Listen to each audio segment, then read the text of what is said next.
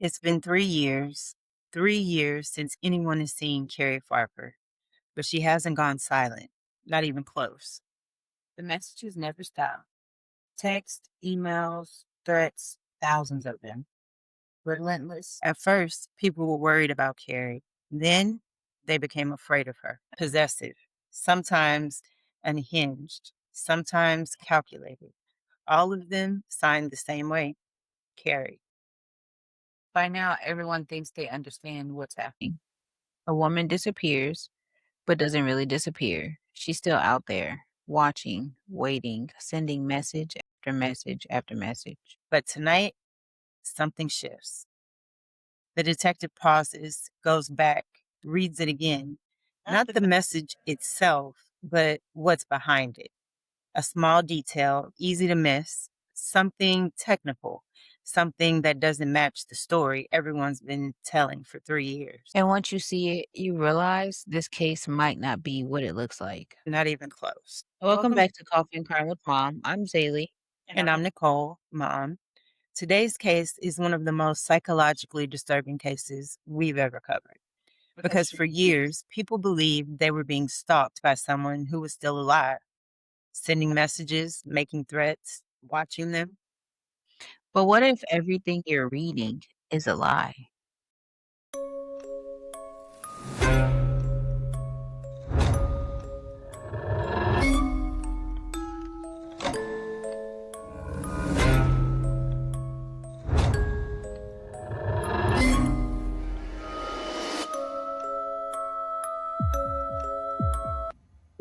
All right, Mom, so before we get into our Carrie case, what are you drinking today? So today, I do have the whipped coffee, but what I did was I used this espresso strong coffee in here so that it gave me an extra boost. I put a little vanilla in there, like vanilla extra. Thank you.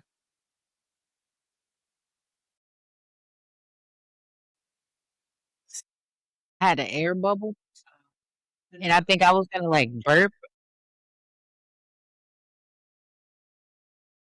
fighting the bubble. That's what the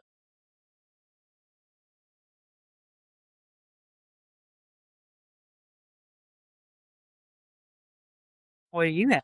Today, I am just having a regular coffee with some caramel macchiato creamer because I was in a rush to leave the house. Our episode is late this week because it's just been a struggle, you guys. We both try very hard. And my mom is starting school or in the process of trying to start school back. I just graduated and finished school, and I have 3 children, 6 to 1 years old. So sometimes, and sleep time and time to record time don't work out the way because that we plan. We have great plans. we do we be like, this is what's happening. This time we got this worked out. I plan everything, and then my kids are like, I thought you were gonna have a life and a business and that. So yes, we are doing our best. So I think from now on, for anybody, so that you guys are not, disappointed in the future, give us some grades. Our main episodes will drop Monday or Tuesday. Okay. But we're gonna, for the most part, it will be Monday unless something happens, and it happens on a Tuesday. And then for those who have kids or like you really support us, you'll understand. If not, and you're upset that it dropped on Tuesday, fuck you. Cause shit happens. I'm sorry. Sorry. Shit happens. Sometimes we gotta make things work. We have say I'm sorry. I'm not gonna apologize to you because you don't like that it happened on Tuesday. I did my best. And sometimes my best just don't turn out how it don't have nothing to do with my effort. Okay. it's not our effort. We're trying. It's just everything doesn't in between getting sick and then it takes nothing. Like there can be something down the street who sneezes and I'll catch it. Yeah. But we are really trying. This is really important to us. So we are putting our effort in. So please give us a little grace. Yes. You ready? Let's do the case. Cari Farver was 37 years old. She was a single mom. She was a computer programmer. She was smart, independent, and direct. She lived in Iowa and was raising her teenage son. By all accounts, she was stable, responsible, and focused on her future. I'm not gonna lie. I'm a little thrown by the Iowa because I mean, though I know it is a state, Yeah, I much about shit happening in Iowa. It doesn't that's true. yeah, it doesn't All my cases that most of the cases we do, that I don't think we've had an Iowa case, so this is our first one. Iowa's pretty, yeah, kind it's of pretty quiet over there. Yeah. So obviously, she's a smart woman. I mean, computer program. grammar. Is that like programmers? They're the ones that deal with like the coding and oh yeah, she's smart as she's not dyslexic. Because ain't no way you could be dyslexic and do coding. I've tried. It is impossible. We see with this episode. We see what. All of that is important because clearly she isn't someone who would just disappear. So that's important. Because when she does go wrong, I mean that's kind of natural when people disappear though. This case is a merry-go-round. I know we say how crazy the cases are because we look for the We craziest really ones, but do. this one is the first time I saw this documentary on Netflix. I was like, what? So buckle your seatbelts and grab your coffee. Get in, witches. We're going for a They're ride. going shopping. So in 2012, Carrie meets a man named David Kruger. He's recently divorced, dating casually, not looking for anything serious. Well, obviously they connect quickly. They spend time together, but this is not a long relationship. We're talking just days. Just days. And then something happens. After spending the night together, Carrie tells Dave she wants to move in. Now, I've heard of U-Haul lesbians. I've not heard of a U-Haul Get lesbian. your life together. You cannot call yourself, what they call it, an ally, and you don't know what a U-Haul lesbian is. And that means they get together, like they meet on Monday, and by Friday they're moving in together. They have their U-Haul packed. They're moving. U-Haul lesbian. Because they're relationships. They're just right It's in. They okay. move right in. Yeah. Okay. And I did have a relationship, I guess, I would say it's pretty. It happened pretty fast, honestly, but not a couple of days. So that's a little too fast. Mm-hmm. And so in the documentary, when they're talking about this, like they spent the night together, and then he said, they were because the first time that she came to his apartment, she told him like, "It's nothing serious. We're not getting married. We're Right. not doing any of that. That's not." And he was like, "What? Jackpot, cha-ching, right?" And so she comes, she spends the night because he lives close to her job. So she comes, she spends the night at his apartment. He gets up in the morning, he leaves for work first. He kissed her goodbye. He was like, "Oh, it was like all nice and everything." But not serious. He keeps saying that. Dave is not about the relationship. Okay. I don't know what happened to him in his divorce, but he said, no, thank you. He said, no, thank you. So anyway, so he goes to work and he says by the time he gets to work, she texts him, "We should move in together." And he's like, "No, like we've only known each other for 2 weeks. Like, no." And then she's like, "Well, basically, fuck you. I don't want to talk to you anymore." So that's a huge jump. That's a huge jump from saying, "Oh, this isn't serious. We're not taking it there," to "We should move in together," to "Now you're rejecting me as fuck you." Yeah, she's crazy. So, like I said, he shuts her down. He tells her he's not interested in anything serious, like they already said. Right. And then according to him, obviously everything changes because you say fuck you to somebody. That kind of means Yeah. fuck you. And shortly after that conversation, Carrie vanishes. Oh, she tried to pull a Gone girl in his ass. you gotta be careful with these white women. You gotta be careful, okay? Yeah, this is gonna be a real Randy episode. I'm not editing all of this out. We're gonna go for it today. Sometimes I can't help it. Brain processes that this is what my mouth is about to do. It says it. I understand. So Carrie she said she went insane. She doesn't show up for work. She doesn't call her family. No one sees her again. Just gone. But here's what Carrie doesn't go silent. It's really crazy. Dave receives a text from Carrie. "I'm moving away. Don't contact me again." Obviously, at first it feels abrupt, but believable, which I'm not quite sure why that was believable. Because, like, Was there a conversation in the weeks that y'all were talking where she I'm thinking about moving? Or you didn't feel like it was a just she I don't talk to think me? he just figured she was acting out. Like Trying to she make was any mad excuse for because him not he to said talk. no. And then she's just trying to, that's what he thinks is happening. She's Right. just trying to make, So then more messages come. You ruin everything. Stay away from me. You'll regret this. And then they don't stop. She literally Gone Girled his ass. Yeah. Except for Gone Girl, she really did disappear on the husband, like, he really thought some shit was happening. No. So she just stepped it up from Gone Girl. So the messages become constant, daily, sometimes hourly. I mean, she's texting him all the time, just the craziest stuff. So she's a stalker. And obviously the text messages were angry, threatening, and possessive. He should have just moved in with her. Saved everybody a lot of trouble.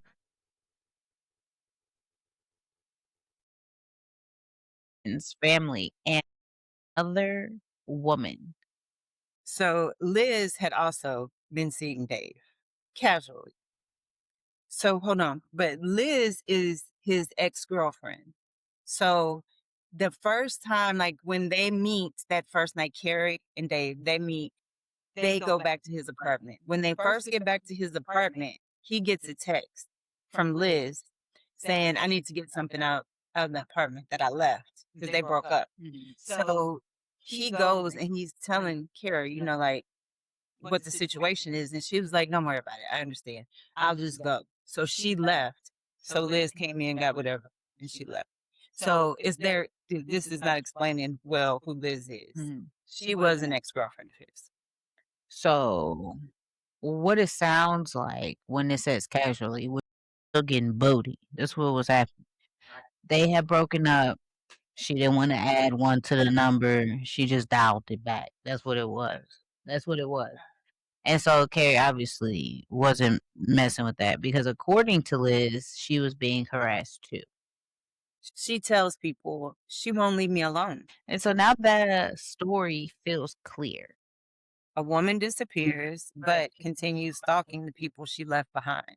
It's strange, but it fits because the situation with Day. So this goes on for years. Thousands of messages. She had time on her hands. She didn't have anything but time. And at one point, Liz's home catches on fire. Another time she's attacked. And every time the blame circles back to one person. Carrie, because why the hell would it not? Because obviously Carrie. Right. First of all, her name is Carrie.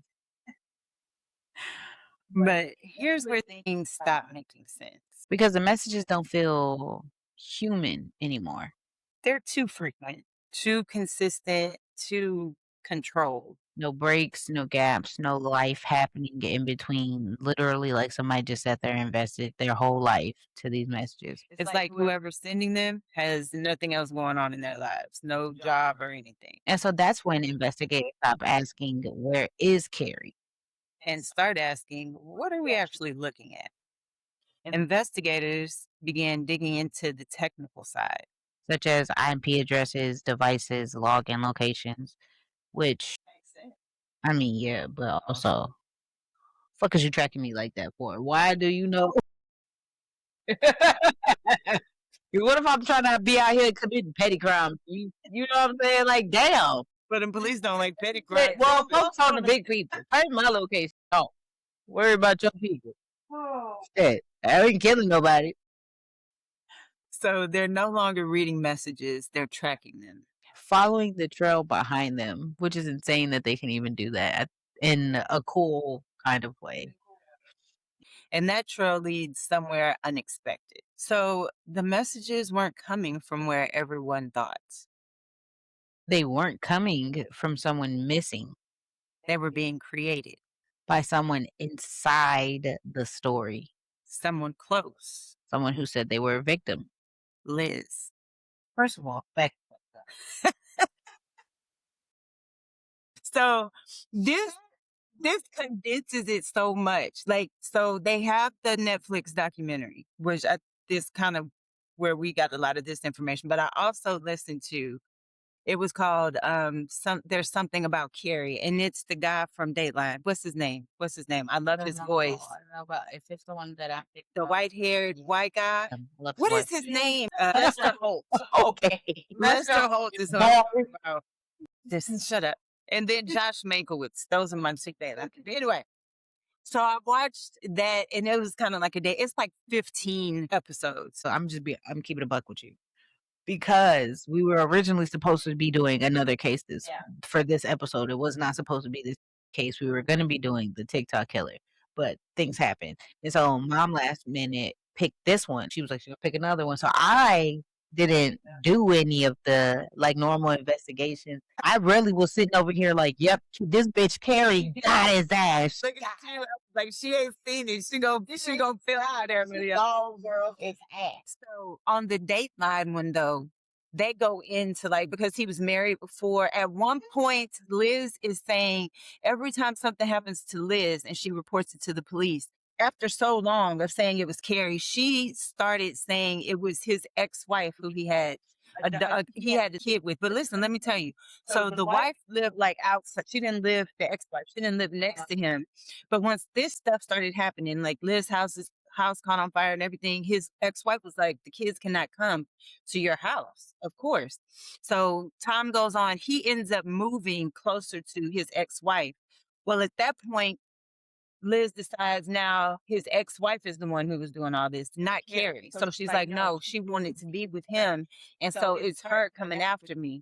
So that's when the investigators started being like, because the stuff that she was saying was happening, like they could prove that, I think his ex-wife's name was Amy, that Amy wasn't there. And Amy was like, she started texting me and stuff, but like we're not together. We just have a good relationship because we have kids.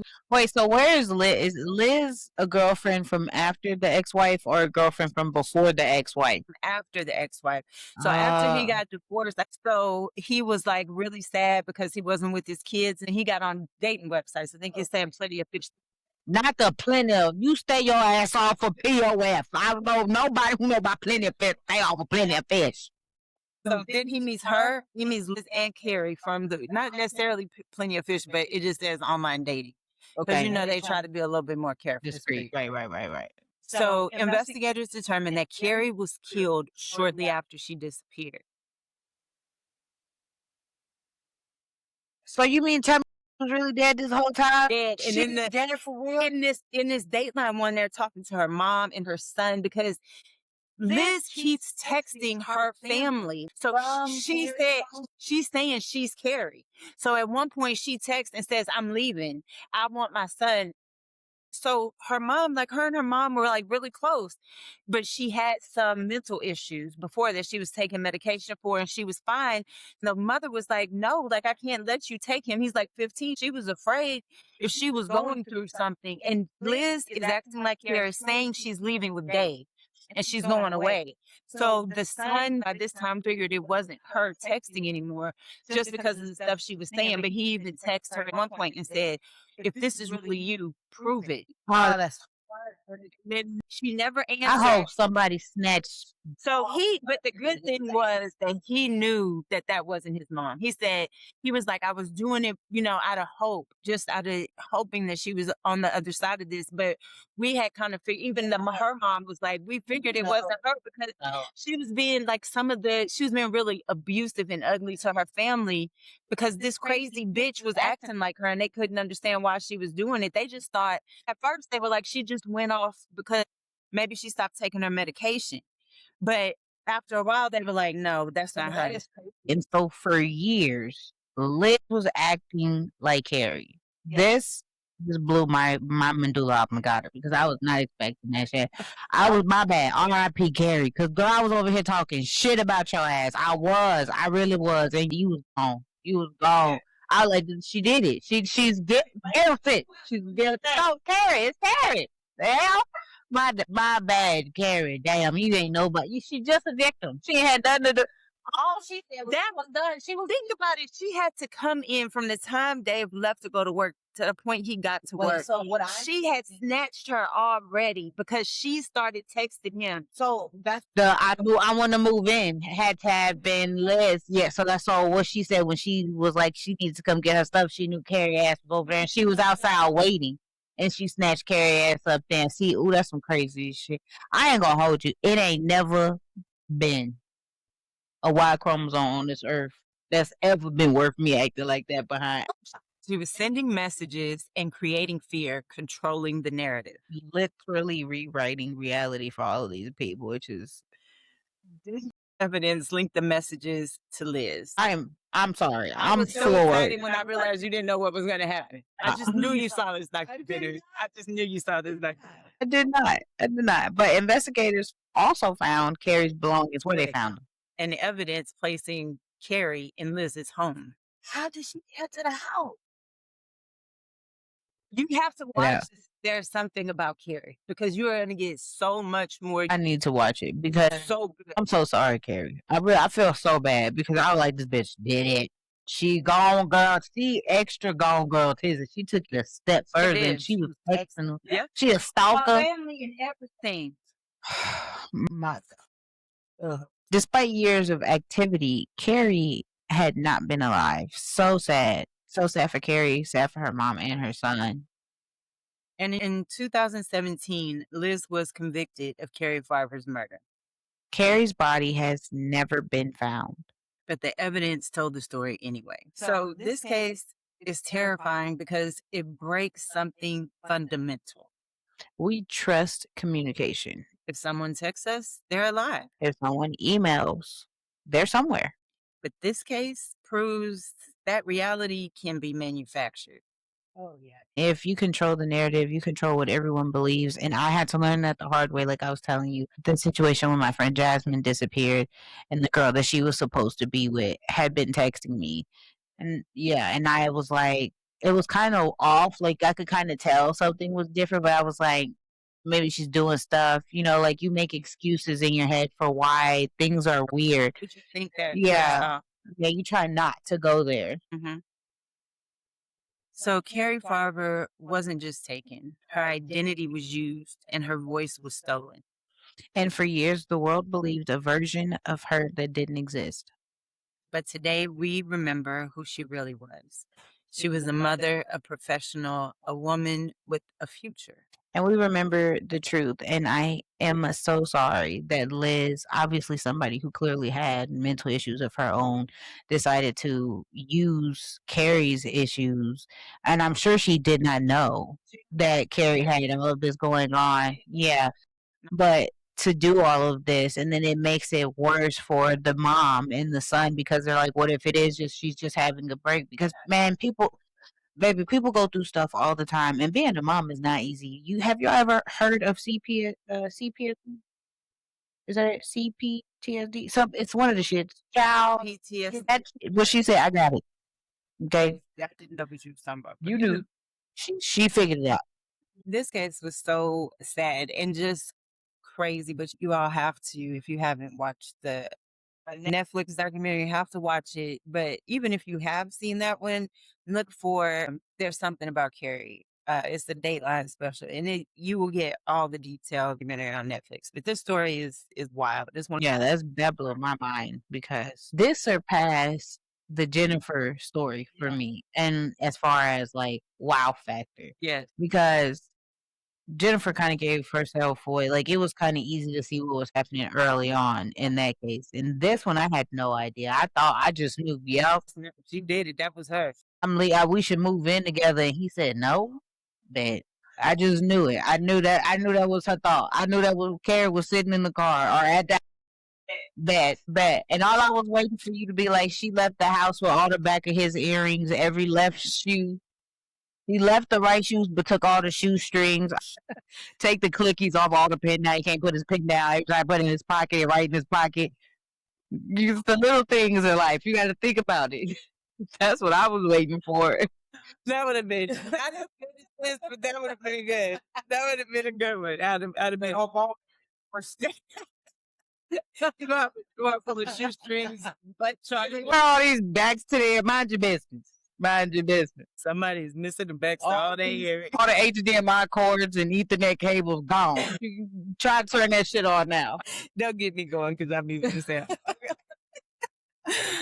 Okay, everyone. Well, thank you so much for listening to this episode of Coffee and Crime with Mom. Yes, please, please, please. We love that you guys have been listening. We've been getting some international attention, and we love girl, that. we are fancy. Please make sure that you guys are rating, reviewing our episodes, the podcast as a whole. If you don't feel like doing individual episodes, shit, if you don't feel like doing it on the actual platforms, go to social medias, leave us a comment, tell us how shit our episode was or how much you loved it or whatever. We're here for whatever interaction you guys bring because, I mean, we do it for us because we just love this. Yeah. But we would love to hear from you guys and get you guys' takes or stories that y'all know of because it's a lot of crazy shit that happens that don't make big time stuff. And we're interested in all of that. We are.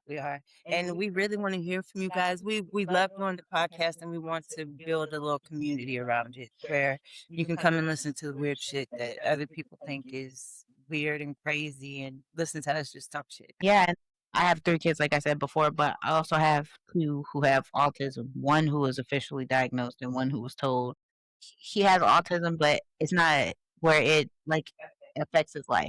So they didn't officially diagnose him. But I get on here and I send mom stuff about like all the crimes with the people on the spectrum and all of the stuff happening in the community with people with disabilities, and it's not talked enough about.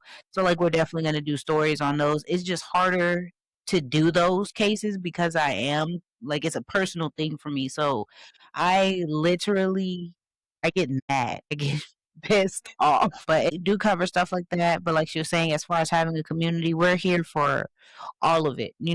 Just moms who like to listen to true crimes, mom who don't like true crimes. Maybe we could cover. I mean, we have a true crime podcast, but maybe we could do a different, segue on socials or something about something different. We just, we could go live and we could just talk to everybody. We're here for. Yeah, we want to do a live, but we don't want to be on a live by ourselves. So we want to know that you guys are there. Just reach out. We're on all the socials. I'm always posting Always. on TikTok and Instagram and Facebook. So look for us, follow us, and review us. And Yeah. thank you guys again. Lock your doors and trust your instincts. And we'll see you next time.